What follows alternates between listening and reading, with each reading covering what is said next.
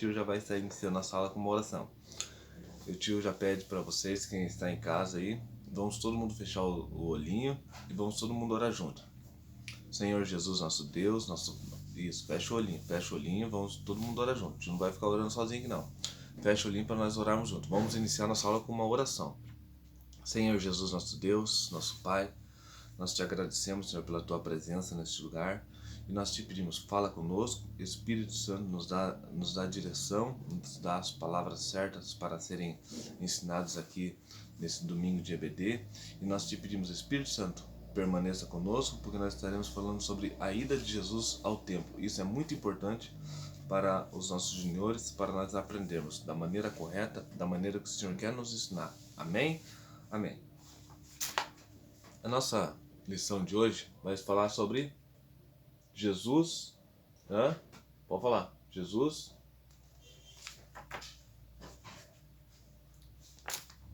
Tá. Isso. Nosso título da nossa lição de hoje: Jesus vai ao templo.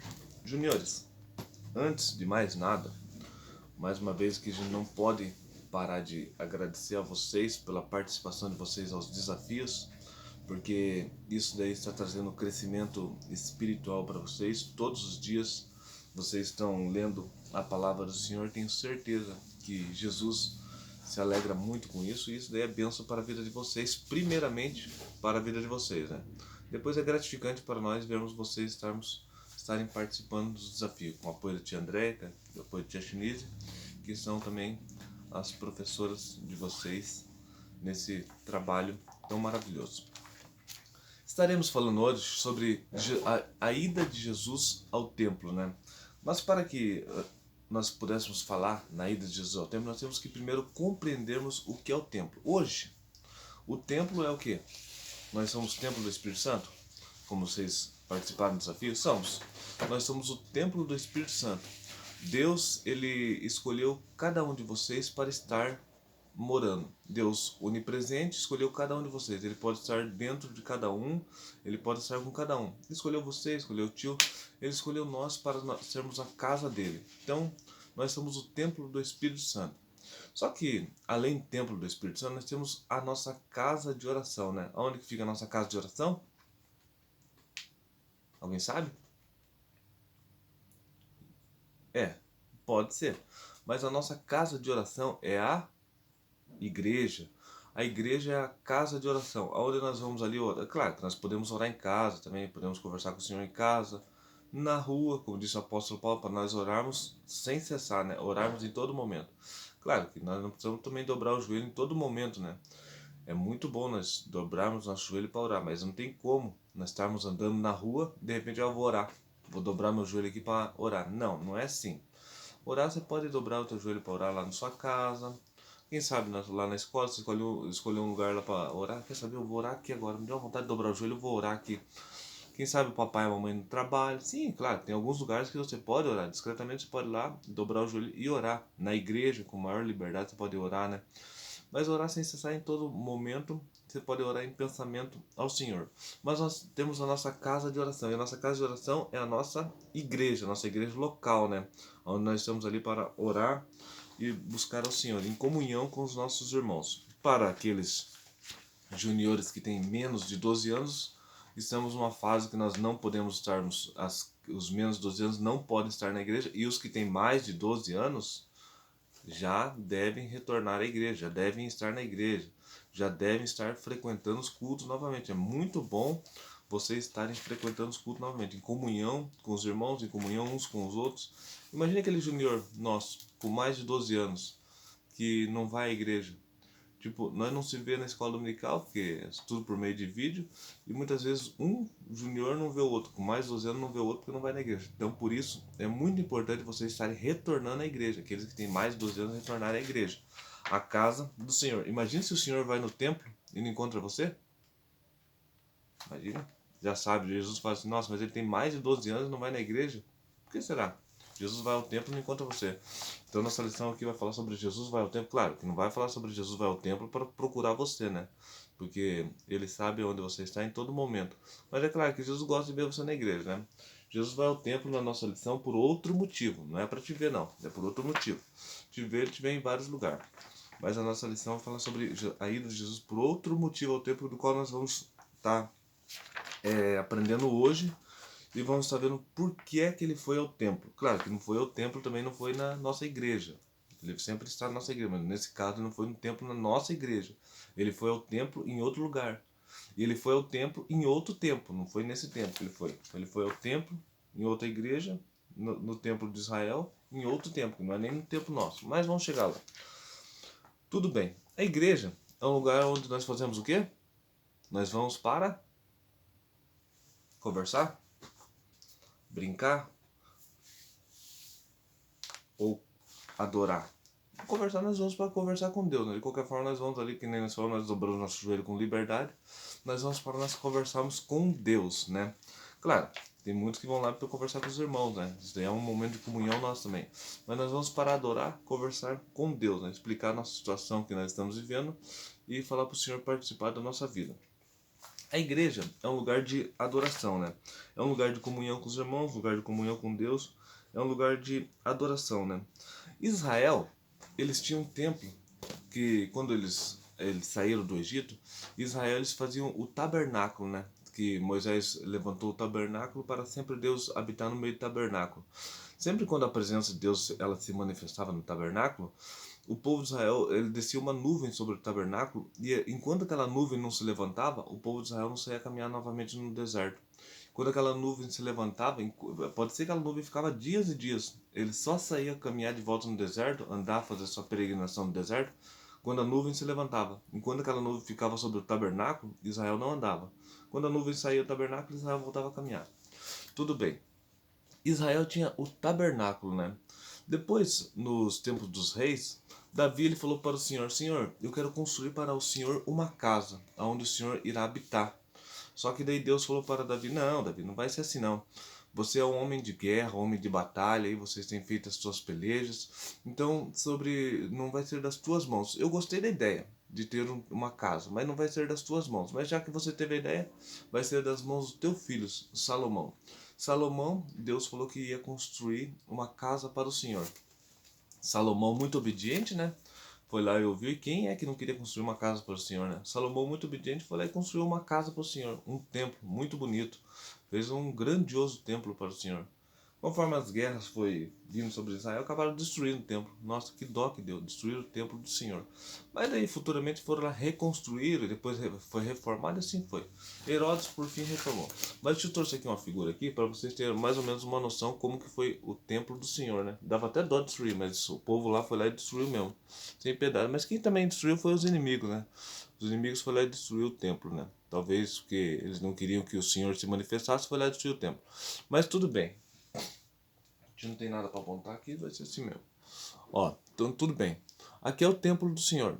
Aqui era tipo como se fosse a igreja. Imagina se fosse a nossa igreja, conforme o nosso. Imagina se dava pra fazer até uma galeria se fosse a nossa igreja aqui, ó. Aqui um estacionamento enorme aqui, ó. Aqui, ó, o pátio.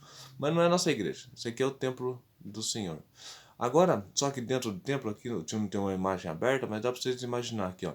Existiam dois espaços lá dentro. Um era o lugar santo e outro era o lugar santo dos santos. Era como se fosse a nossa igreja de Vila Corsa. Um lugar teria os bancos da igreja e outro lugar teria o púlpito.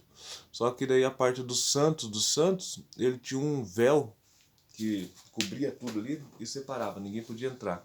Na verdade, no templo mesmo ninguém podia entrar, né? Era só os sacerdotes, somente aqueles que eram escalados para entrar. Não era qualquer um que entrava. Tudo bem, vamos voltar aqui ao templo.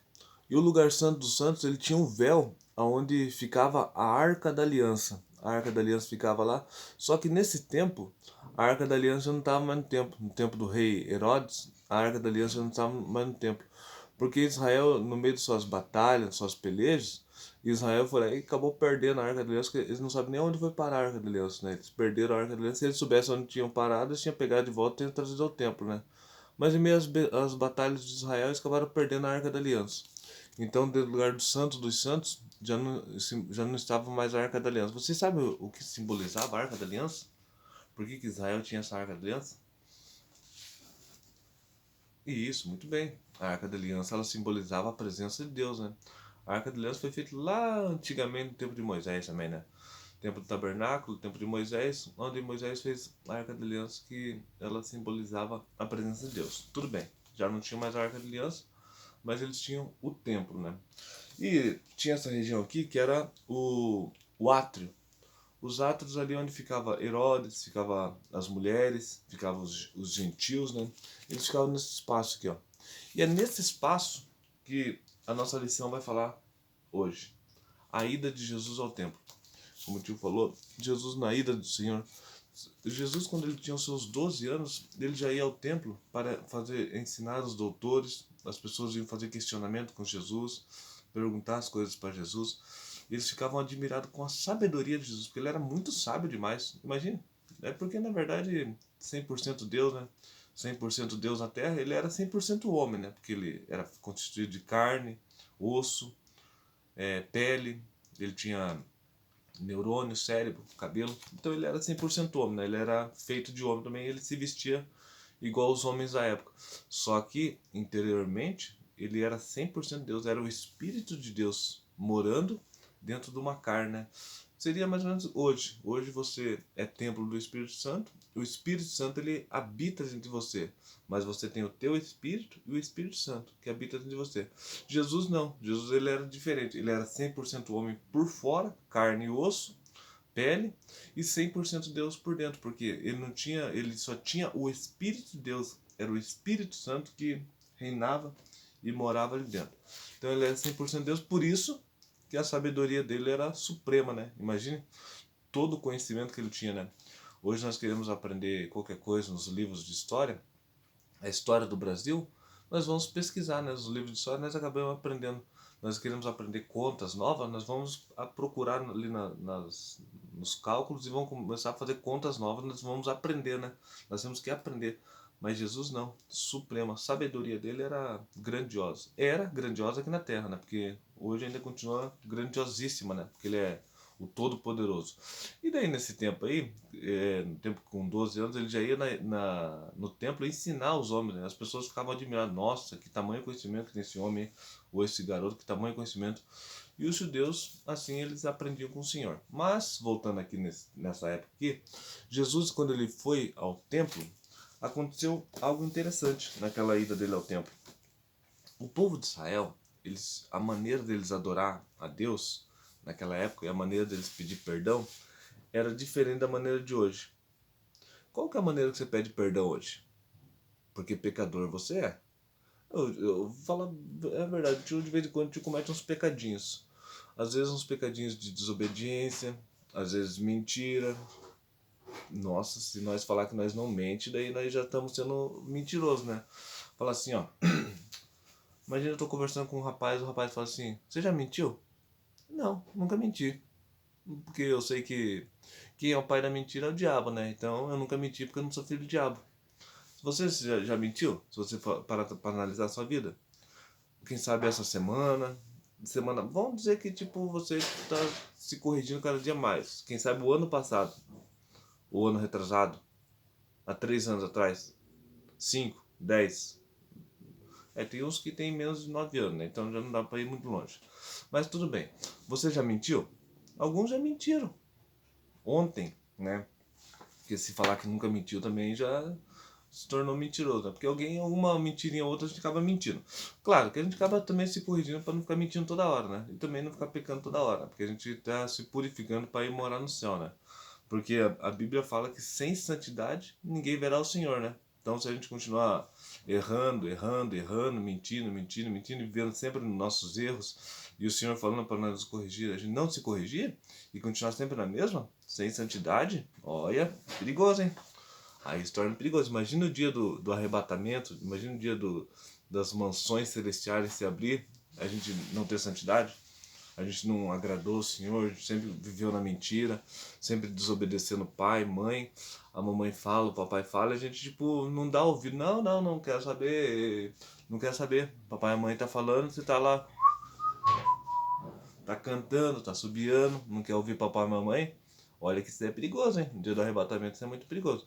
Então por isso que a Bíblia fala que sem santidade ninguém verá o Senhor. Se não obedecer papai e mamãe, não obedecer pastor, não obedecer a palavra de Deus, perigoso. Melhor se corrigir um pouquinho, nós começarmos a corrigir os nossos caminhos para podermos ver o Senhor no dia do arrebatamento. Eu creio, isso aí é uma coisa que eu creio de verdade mesmo, que todos que estão ouvindo essa aula estão se santificando para ver o Senhor. E que naquele grande dia, nós todos estaremos cantando lá na glória, né? O hino da vitória, né? O tio não sabe qual hino que é, né? Porque não foi revelado o hino da vitória. Mas eu acredito que todos nós que estamos aqui, lá na glória, nós estaremos cantando todos juntos o hino da vitória. Nós vamos fazer um só coral. Lá em cima. Nós vamos um só coral e nós todos estaremos cantando o hino da vitória. Mas Israel, eles tinham uma maneira diferente de adorar o Senhor. Não é igual nós, né? Nós adoramos ao Senhor, nós louvamos e nós nos arrependemos dos nossos pecados, né? Para nós nos arrepender, como eu estava falando, nós precisamos o quê? Sentir o arrependimento do Senhor no coração, né? Sentir e falar, Senhor, me perdoa de eu ter mentido, me perdoa de ter desobedecido papai e mamãe, me perdoa de ter feito as coisas erradas, porque 100% certo eu não sou mesmo, então me perdoa pelos erros que eu cometi, que até nem lembro mais, mas me perdoa, Senhor, pelos meus pecados. E assim nós pedimos perdão a Deus. Israel fazia de uma maneira diferente. Israel, uma vez por ano, ele subia ao templo para levar os seus animais, as suas primícias, para que esses animais eles fossem transferidos o pecado do povo para o animal. Eles ofereciam o animal como holocausto ao Senhor. E o Senhor, sim, como constituiu no livro das leis, o Senhor aceitava. E assim o Senhor aceitava. Até que o Cordeiro do Senhor, que é Jesus, veio ao mundo e morreu pelos nossos pecados. Depois nós não fazemos mais isso, né? Mas se nós fôssemos à igreja, pegasse uma cabrita. Quem não tem cabrita, levasse uma pombinha. Quem não tem pombinha, levasse um boi. O meu pecado é muito grande, vou levar um boi. Mas se não tivesse um boi, não tivesse cabrito, não tivesse pombinha, não tivesse passarinho, se nós fosse levar o nosso cachorrinho de estimação, eu gosto tanto do meu cachorrinho, gosto tanto do meu cachorrinho de estimação, só que por perdão dos meus pecados, eu vou levar meu cachorrinho de estimação. Imagina, mas não é assim, né? Nos dias de hoje nós não precisamos sacrificar nada, porque Jesus já foi sacrificado pelos nossos pecados, né? Então nós conseguimos o perdão dos nossos pecados por meio de Jesus, né? Aquele que morreu na cruz para perdão dos nossos pecados. Ele explicou sobre a salvação e agora nós temos que caminhar dentro do caminho que ele nos explicou.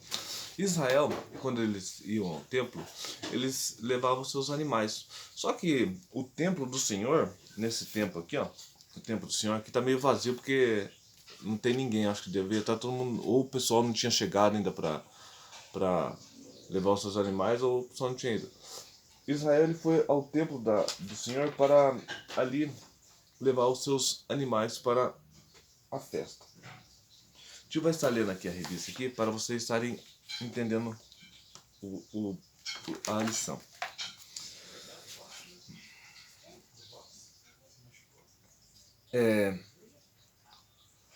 Venda de animais para sacrifício. O modelo de adoração a Deus era bem diferente. As pessoas ofereciam seus animais e porções de suas colheitas. Animais e porções de suas colheitas, né? Para pedir perdão ou para agradecer pelas bênçãos, né? Ele também levava os animais para agradecer pelas bênçãos, né?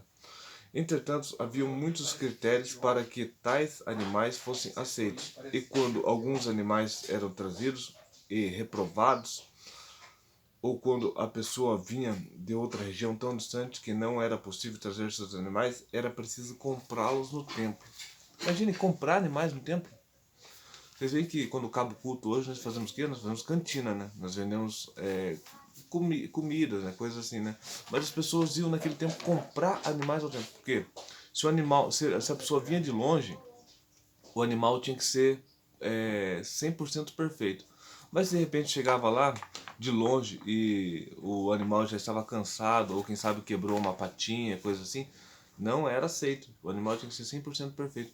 Quando chegava lá, tinha os vendedores de animais no templo. Eles vendiam animais para o sacrifício, né? Só que as pessoas elas começaram a vender os animais para o sacrifício e não para agradar a Deus. Talvez uns pensassem assim, vamos fazer isso aqui para agradar a Deus. Só que com o tempo as coisas foram passando, aquilo se tornou um comércio dentro do templo. as pessoas começaram a ganhar dinheiro, imagina, dinheiro, muito dinheiro. Quem sabe pessoas começaram a ficar ricas, né? E os sacerdotes lá dentro do templo, eles já não estavam falando mais nada, né? Que estava gerando comércio. E as pessoas começaram a vender os animais e as pessoas vinham de longe, quem sabe algumas pessoas nem traziam animais, nem traziam não o seu próprio sacrifício, mas trazia dinheiro. Com o meu dinheiro eu vou comprar a minha salvação, né? Com o meu dinheiro eu vou adorar o Senhor, né? Claro que também, né, nos tempos de hoje nós também podemos não comprar a salvação com dinheiro, mas nosso dinheiro é uma maneira de adorar o Senhor, né? Uma maneira, porque a igreja também tem os aluguel, luz, água, telefone, a manutenção da igreja e assim por diante, né? Então com o dinheiro nós podemos adorar o Senhor nos dias de hoje para os benefícios da casa do Senhor. Mas as pessoas pensavam assim, com o meu dinheiro eu posso, com o meu dinheiro eu vou ganhar minha salvação, eu vou ganhar, eu vou adorar o Senhor, sim. Só que não era bem assim. Não era. O Senhor, que vê todas as coisas, ele não aceitava esse tipo de sacrifício. Ele queria que as pessoas trouxessem das suas fazendas, das suas colheitas, o seu melhor, as primícias, né? E de lá dentro, as pessoas vendendo os animais. Teve uma vez, que a história bíblica conta, que Jesus ele foi ao templo, aonde nós vamos falar aqui, ó. Cadê? Sobre a ida de Jesus ao templo, né? Quando Jesus ele vai ao templo, ele sabendo o que estava acontecendo, ele vê aquelas pessoas que estavam negociando dentro do templo. As pessoas estavam ali, ó. Não, não pega isso aqui não, pega isso aqui, ó. Teu pecado não é tão grande assim, você pode oferecer isso aqui, ó. Quem sabe nós podemos trocar. Você oferece isso aqui, eu te volto um pouquinho de dinheiro e eu fico com esse cabritinho teu. Ou a mulher da pessoa, mas será que eu posso ficar mesmo com isso daí? Será que. Daí as pessoas acabavam se iludindo, né? É verdade, eu não sou tão pecador, então eu vou pegar, vou oferecer isso aqui. As pessoas dentro lá, havia os comerciantes que eles estavam vendendo animais. As pessoas levavam os seus lá, talvez queria trocar mesmo, para ganhar um pouquinho mais de dinheiro. Quem sabe a pessoa pensava assim, o animal dela chegou machucado, vou trocar. E Jesus de repente apareceu. Jesus chegou. Quando Jesus chega, ele vê aquela situação, ele já sabia do que estava acontecendo.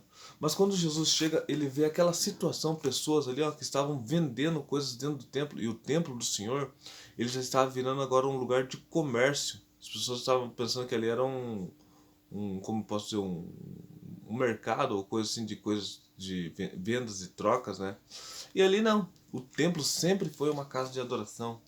O templo sempre foi um lugar de buscar ao Senhor. E ali era para remissão de pecados. Jesus ele ficou bravo com aquela situação. Jesus ficou analisando aquela situação, ficou olhando aquela situação, vendo o que eles estavam conversando ali, mesmo sabendo da situação que eles estavam conversando. Jesus ficou bravo. O que Jesus fez? Vocês acham que Jesus só virou as costas, ignorou? Jesus fez que não esquentou a cabeça? Jesus não deu bola para aquilo? Ali era a casa do Senhor. Como Jesus falou assim, aqui é a casa do meu Pai. E agora, imagine na casa de vocês, se alguém começa a fazer bagunça. Vai alguém visitar vocês e começa a mexer na estante da mãe de vocês. Vai alguém visitar vocês e pega o controle da TV e fica ligando e desligando a TV. Vai alguém na casa de vocês e pega a tomada lá e fica apertando e desapertando a tomada. Pode queimar a luz, né?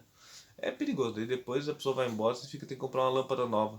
Vai alguém na casa de vocês lá e entra no quarto de vocês e pega os brinquedos de vocês, espalha tudo. Nós não gosta, né? Ninguém gosta que alguém faça bagunça. Imagine Jesus, quando chegaram ali e começaram a vender, Jesus olhando assim, isso aqui é a casa do meu Pai. E olha o que eles estão fazendo. Não é assim que se oferece sacrifício. Naquele tempo não era assim, né? Eles tinham que trazer o melhor. Mas eles estavam comprando coisas. Jesus ele ficou muito irritado com aquela situação. Jesus, quando ficou irritado com o que ele fez, ele falou assim, isso aqui é a casa do meu Pai. E começou a jogar as mesas no chão, começou a ficar bravo. O pessoal falou assim, ó, meu Deus, o que está acontecendo? Ele está nervoso. O outro já pensou em sair correndo aqui, ó. A pombinha mesmo falou, eu vou sair daqui, não vou ficar aqui não, Jesus está bravo. Imagine, Jesus ele não gostou da situação que estava acontecendo. Até porque Jesus ele estava totalmente certo, né? Aquilo que estava acontecendo era errado. E dentro do livro das leis, não era assim que era para ser feito, né? Era para o pessoal, cada um, trazer o seu sacrifício. Não chegar ali e comprar o sacrifício, né? É como, digamos que como se fosse nos dias de hoje, nós tivéssemos que levar o nosso sacrifício. E chegássemos à igreja, tivesse lá um monte de ovelha, um monte de pombinha, nós pudéssemos comprar. Não, não é assim que agrada a Deus. Nós temos que levar o nosso sacrifício, levar o nosso melhor. É igual o culto. O culto ele começa em casa, nós vamos cultuando a Deus, né? Ah, eu vou chegar na igreja e começar a cultuar. Não, tudo bem. O templo, ele era um lugar de comunhão e adoração, né, ao Senhor, né? Então Jesus ali, ele não gostou da situação. Podem falar assim, nossa, mas Jesus ficou bravo? Não é questão de ele ficou bravo, irritado. Jesus, ele é correto. Ele quis fazer a coisa da maneira correta. É igual a gente, né? Nós temos que procurar sermos corretos e fazer a coisa da melhor maneira. A casa do Senhor não é lugar de brincadeira. A casa do Senhor é o lugar onde nós vamos para adorarmos a Deus, né? Para fazermos as coisas corretas, coisas certas, né? E o nosso relacionamento com Deus, ele não vai ter preço. Não é assim, eu vou, pelo meu dinheiro, eu vou comprar. Ah, eu vou lá comprar a adoração ao Senhor. Imagine se hoje nós pudermos comprar a nossa salvação. Muitos ricos, eles iam falar assim, com o meu dinheiro eu vou comprar a minha salvação. Mas não é comprar a salvação com dinheiro. Não, é ser obediente ao Senhor. É fazer as coisas corretas, né? Porque Jesus fala, claro que não é, porque Jesus fala que seria assim, né? Muito difícil um rico entrar no céu. Seria impossível um rico entrar no céu. Não. Se o rico for um adorador, se o rico for obediente, por mais que ele seja rico, ele vai entrar no céu. Sim. Não é porque ele é rico que ele não vai entrar no céu. Mesmo sendo rico, ele vai entrar no céu. Mas muitos eles querem comprar a sua salvação, né? Então, isso não é correto, né? E Jesus, ele, a autoridade ele tem para gerar mudanças na nossa vida, né? Temos tão somente sermos obedientes ao Senhor, né? Porque a autoridade ele tem para gerar mudança, né? Mas nós temos o nosso livre arbítrio, né? Se o Senhor fala conosco, nós temos que darmos ouvido à voz do Senhor e sermos obedientes ao Senhor, né? Juniores, vocês veem que Jesus, ele só fez aquilo porque ele queria que as coisas retornassem ao princípio, né? Ao primeiro, como digamos, ao primeiro amor de Israel, quando Israel fazia as coisas corretas, né? Agora, só porque agora os comerciantes estão ali vendendo as coisas, eu vou comprar dos comerciantes. Não. Então nós temos que entender na nossa vida que nós temos que sempre sermos obedientes à palavra do Senhor. Sempre sermos obedientes a papai, mamãe e sempre procurarmos fazermos o que é correto. Por mais que muitas vezes o correto seja o mais difícil, mas procurarmos fazer o correto, né? Talvez o errado, como diz, ele às vezes ele é mais atraente, é mais fácil de fazer, é mais parece que vai nos trazer mais benefício, mas o errado sempre é errado e o certo sempre vai ser certo.